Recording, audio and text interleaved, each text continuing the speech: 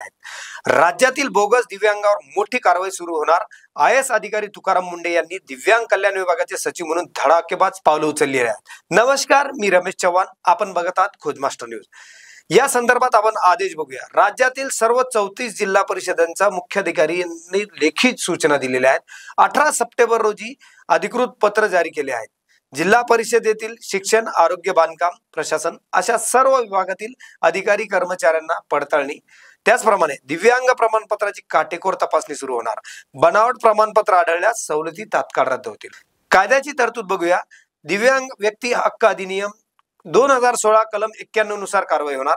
दोषी व्यक्तीला 2 वर्षापर्यंत तुरुंगवास किंवा 1 लाख रुपयाचा दंड किंवा दोन्ही शिक्षा लागू होऊ शकतात। आता या बाबतीत वास्तव जाणून घेऊया। राज्यभरात बोगस दिव्यांगाचा आकडा वाढत चालला आहे। अनेक अधिकारी कर्मचारी खोट्या प्रमाणपत्रावर सवलती घेत आहेत। खरी दिव्यांग व्यक्ती मात्र हक्कापासून वंचित राहत आहे। तुकाराम मुंढेचे या बाबतीत मात्र स्पष्ट मत आहे। प्रत्येक दिव्यांग जनाला सन्मानजनक आणि समाधानाने जगण्याचा अधिकार आहे। खरी गरज असलेल्या दिव्यांगांना यापासून वंचित राहू नये। समाजातील प्रत्येक दिव्यांग सक्षम झाला पाहिजे, तरच खऱ्या अर्थाने समाज सक्षम होईल।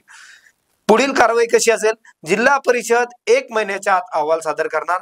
पडताळणीनंतर फक्त लक्षणीय दिव्यांगांनाच असलेला लाभ मिळणार।